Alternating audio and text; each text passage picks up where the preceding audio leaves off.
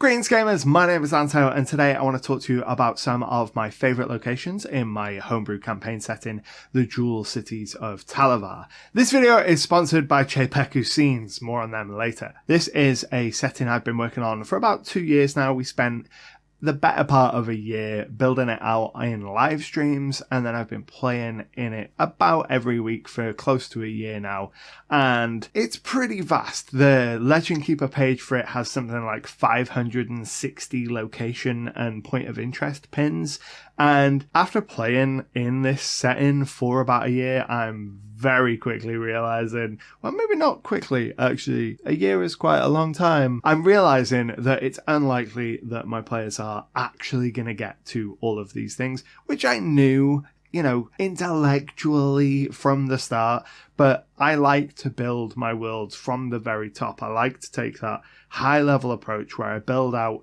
a lot of information, because that helps me run my games with a lot less prep, because I have a lot more work done up front, and it also helps me to improvise things with a greater sense of accuracy. So when my players encounter something or ask questions, I've got so much contextual information about this world already.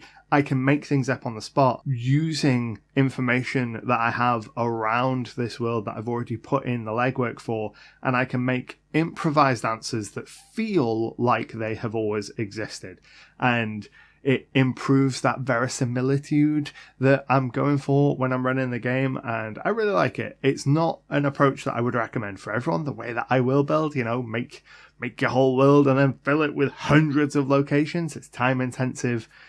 Much better to just start with a single location for most people, but that's not what I did, and my players are never going to encounter most of these locations, so today I want to talk about them. Quick caveat to say that if you are one of my players, this could still contain spoilers, so skip this video. So when I recently asked on the community tab what are some of the videos that people want to see more of, one of the things that came up again and again was more world building stuff and more stuff about the Jewel Cities. So I thought it'd be fun today to do this kind of fly over the whole Jewel Cities region and just pick out some of my favourite locations and talk about why they're my favourite locations and what makes them interesting. To get some context on the Jewel Cities and what's going on in this region, check out this video, but let's dive into it. So we're going to kick things off with the Forest of Spikes. This is a forest in the country of Eildal, which is in the southwest of the island of Orr.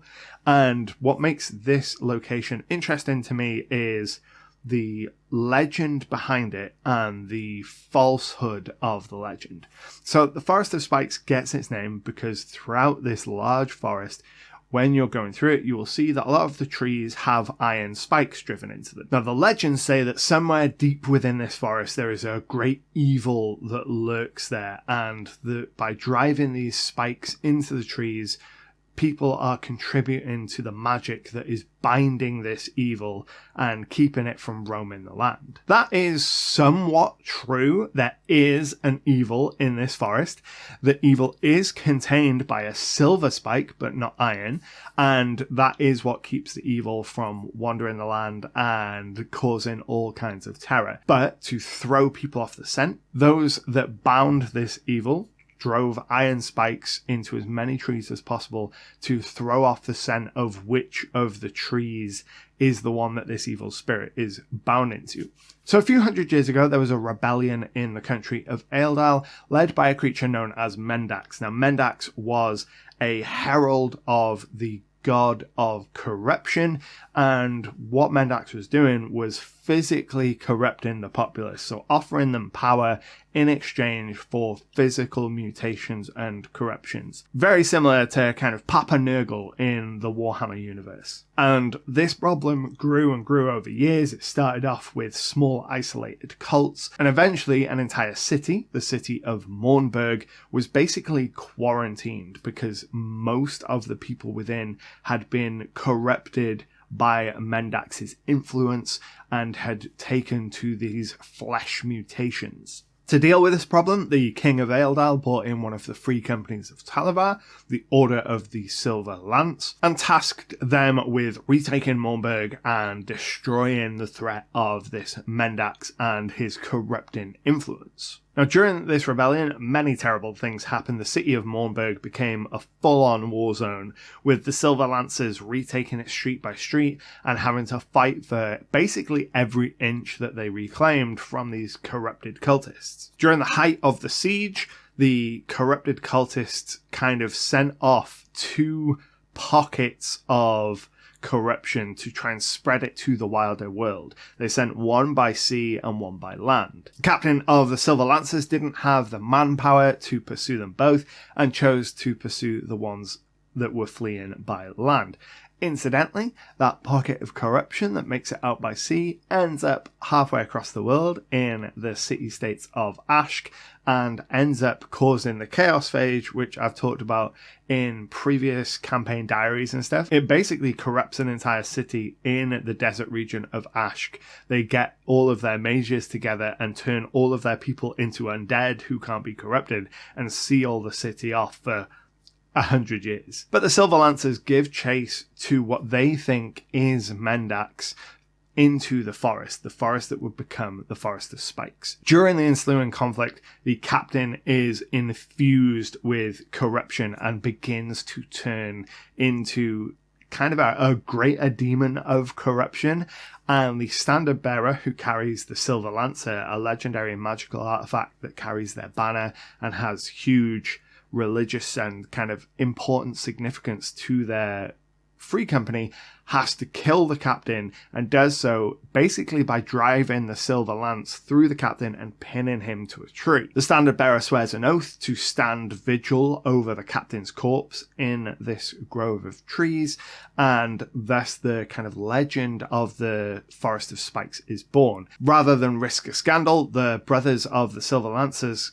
cast a mind memory spell on some of the witnesses and then start up the rumor that they need to drive spikes into the trees to ward off the evil that has been contained there. Now, the reason I really like this is because it's got great visual elements. Riding through, I can imagine the players riding through the forest and seeing all of these iron spikes driven into the trees. It would make you want to question what's going on here just immediately, but also picking it apart, you would find out that the truth is different to what everyone knows.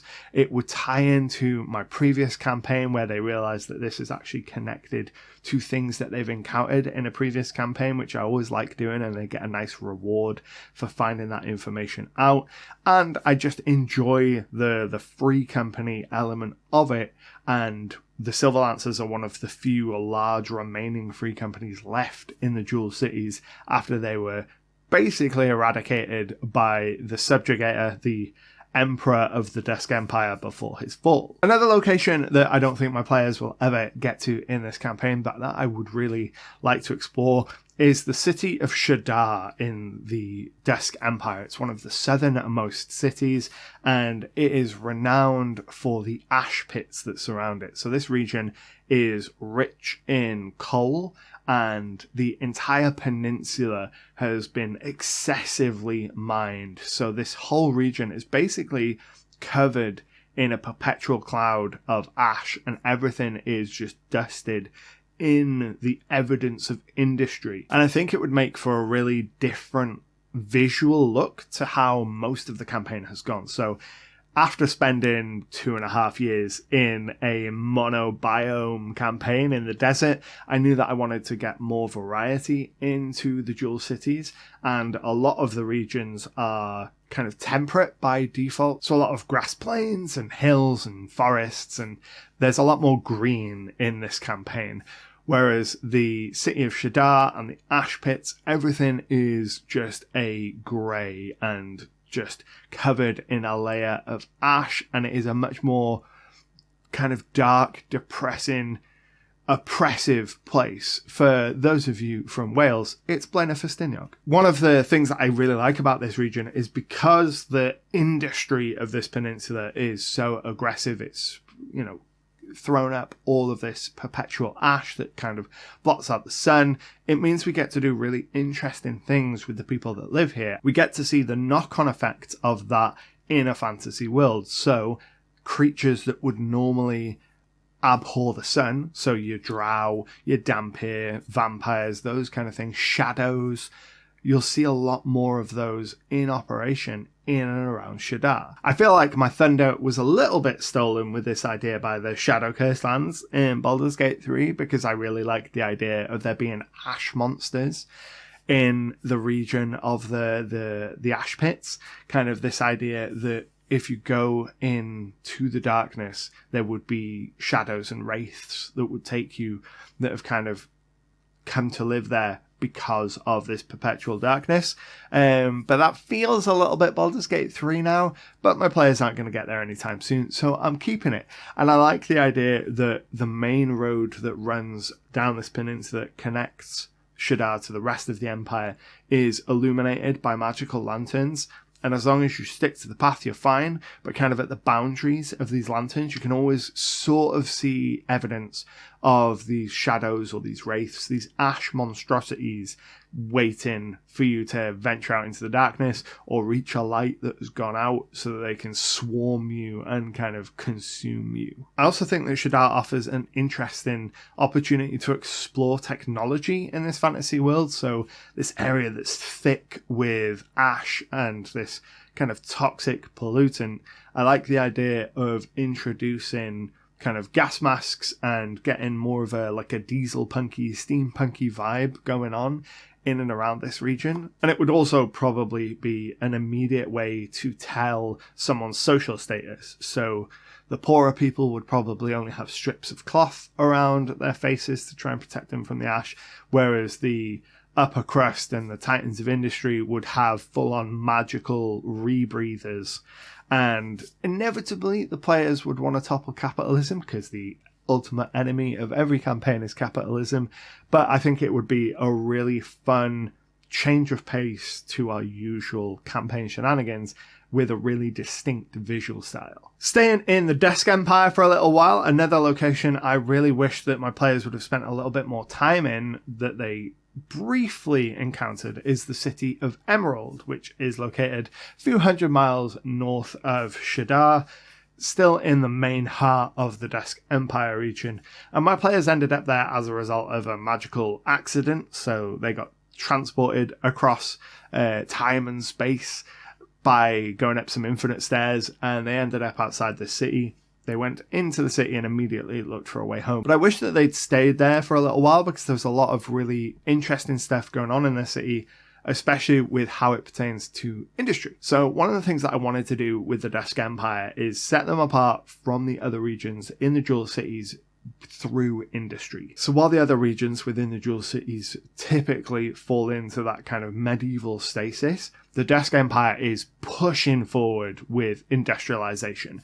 They are right on the forefront of kind of technological advancements, and I wanted to show this in a couple of the different cities. So in Emerald, whereas in Shadar you have all of that coal mining, you have the rebreather technology and all of that kind of stuff. What we have in Emerald is these great kaiju style monsters, these Godzilla reptilian beasts that live in the nearby mountains and have reached an agreement with the Empire where instead of having a war or potentially being eradicated, they have joined the Empire and work in the industry of Emerald, which is a massive shipyard. And when you get to Emerald, you can see the entire city is laid out basically to accommodate these huge Godzilla-like monsters. And I was inspired by this specific piece of art with these two massive kaijus carrying the girders. And I thought, that's such an interesting concept, having these great beasts being able to add their unique skill sets to industry.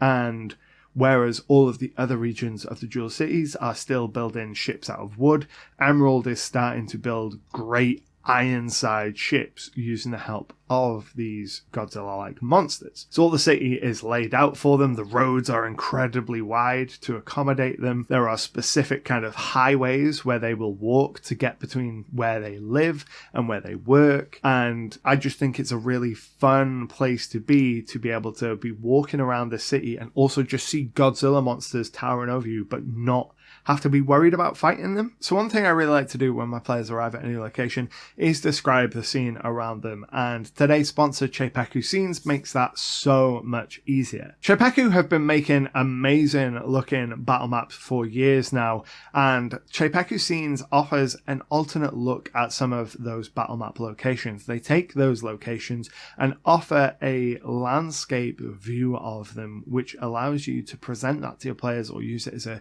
jumping off point for descriptions to add an extra sense of depth and a level of detail that you might otherwise miss by just having the top-down map. They help the players visualize the scene that they're about to play out, as well as being a really useful tool for those more roleplay heavy sessions where you don't necessarily want a battle map, but you want to show something to the players to describe the area in which they're in, especially if you're playing with virtual tabletop play and you want something visual to represent the area they're in. Icarus Scenes are a great choice for that. Not only that, but at the $5 tier, patrons get access to animated versions of the scene for even more immersion and realism from these scenes. The Icarus Scenes are designed to work with their existing gorgeous battle maps, so you can pair them together and get an even greater sense of realism within your description. And I'll leave a link down below to Icarus Scenes for you to go and check them out. And thanks again to Icarus for supporting the channel. But it's not just big locations that I've got on the Jewel Cities map. Of these 550 something pins, there's a lot of small points of interest. Like, one of my favorites is Felstar's staff. So this is the idea that there was a wizard called Felstar who was trying to cast some kind of planar teleportation magic. It went wrong and he basically got splinched, so half of his body stayed where it is and half of his body made the journey. And the idea is that there are two halves of a very powerful staff located throughout the Jewel Cities, so the players could find one half with one half of his skeleton and find the other half with the other half of his skeleton somewhere else, using the locate spell or some other location magic. And just these small little vignettes of finding half a skeleton with half a staff and it being clear that it's been shorn in two by teleportation magic. Those little moments, I think, are just as important as the big plot stuff. One of my favourite locations up in the Howling Badlands, which is the irradiated desert up in the north of the Jewel Cities, came as a result of one of our live streams, and it is the Flaming Halfling Festival. This is basically Burning Man, but the fantasy version, and it was a lot of fun during the stream coming up with different fantasy versions of popular bands. So, for example, instead of the band Korn, we have the band Maze, which is an all-halfling band, but they would all look like halfling versions of the band Korn. But instead of playing sort of rocky metal music, they would all play country versions of popular songs. So I would go and I would look for country versions of popular music and have that playing in the background as Maze is playing on the stage. There's also the rapper Slim Scaly, who is a lizard folk inspired by Eminem. There is the Oozy Oozeborn, who is an ooze character that is Ozzy Osbourne, and it was just a lot of fun to go through and try and find punny names and fantasy versions of the kinds of folks that you'd expect to be at a Burning Man style festival, this weird music festival in the middle of the desert. And that's the kind of thing that I'd want my players to find, have a one shot there, a nice break between two heavier arcs maybe, give them a nice change of pace, low stakes. They just get to speak to some folks, maybe make a little money, carouse, enjoy the atmosphere of the session between kind of fighting for their lives. And then the last place I want to talk to you about today is a location known as Deep Storage. This is one of the most kept secrets in the Jewel Cities. So up until a few years ago, before the present day in my campaign setting, the Dusk Empire was ruled by a powerful spellcaster known as the Subjugator. He had spent 200 years basically conquering almost all of Talavaar. He'd made it from the Cut, which is the channel that runs between the mainland and the island of Or, and he'd made it almost all the way over to the western shores of Talavaar. conquering all but one of the nations of Talavaar and unifying them under his banner. He said he'd done this because he'd foreseen a great evil coming to Ishtar, which is my homebrew world, and he wanted a united Talavaar to be able to stand against it. Now, during the end of that campaign, he was betrayed by his wife, the Lady of Desk. He was killed, as far as everyone is aware, and the subjugation, his kind of campaign of domination, was broken, and now the Desk Empire is ruled by the Lady of Desk, his former wife. But while the subjugator still ruled, he had a number of lieutenants called the Hollowed. The Hollowed are each incredibly powerful spellcasters who have had their souls removed by the subjugator, and their souls get placed into kind of these crystalline statues that the subjugator would either keep on his person or hide away.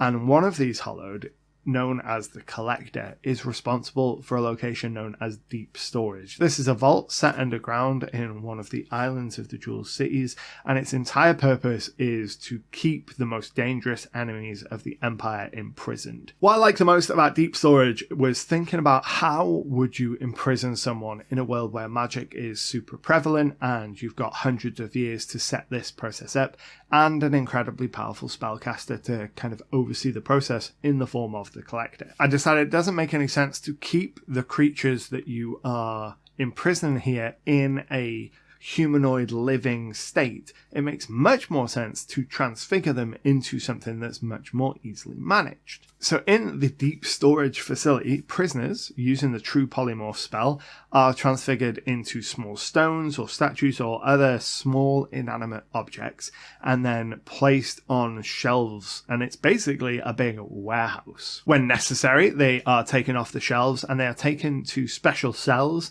that exist within an anti-magic field. Then the Collector will throw their object, whatever they were, stone, whatever, into this anti-magic field cell, which suppresses their true polymorph form, turns them back into their original state where they can be questioned, and then when they leave that anti-magic field, the true polymorph kind of takes back over and they turn back into the stone or whatever they've been turned into. And I thought that was a really fun idea of keeping prisoners for a long time without also having to maintain a prison population. Like, they can't escape because the only time they have thought of mind is when they're in an anti-magic field that as soon as they leave, they turn back into inanimate objects. And anyone that didn't already know what the purpose of this facility is would enter it, and all they would see would be a bunch of junk on shelves. There's no reason to think, because it's a true polymorph spell, that these things are anything other than inanimate objects. So those are some of my favourite random locations from the Jewel Cities of Talavaar. I'd love to know what you think of them down in the comments below. And if you have any questions and want to know more specific things about this campaign setting, let me know down in the comments below so we can make more videos diving into the lore of this world, because it's really fun to do. If you haven't already, make sure to check out this video where I go into the process of how I made this setting. But until next time, happy gaming.